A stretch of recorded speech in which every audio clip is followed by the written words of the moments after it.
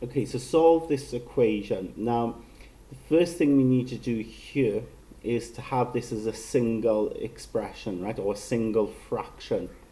All right, and we know how to do that. We've learned earlier.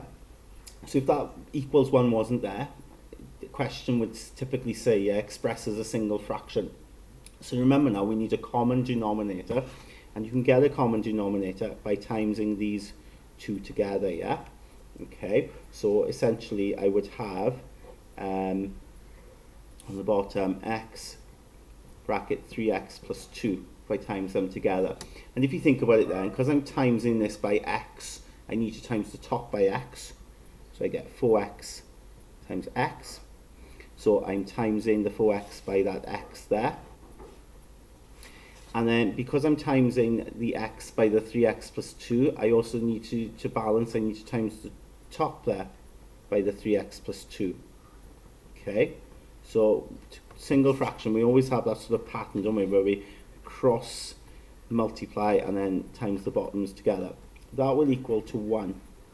So what I can do then is I can obviously tidy the top, we can expand, simplify, but the bottom here I can take over the other side here and we can sort of multiply it over here. So this becomes 4x squared, 4x times x. This becomes 6x plus 4.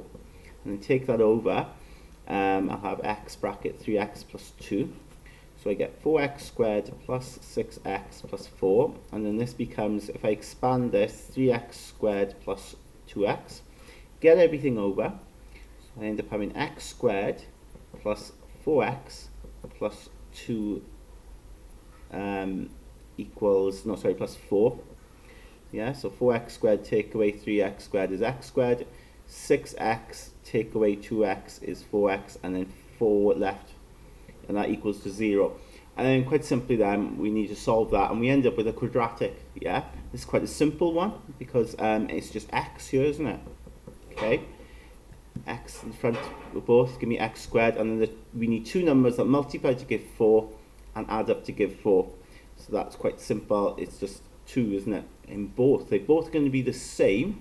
So if they're both the same and we're solving equal to 0, essentially then it just means that x plus 2 has to be 0. Okay, one of these has to be 0, which means x plus 2 is 0. So we get our solution, x is equal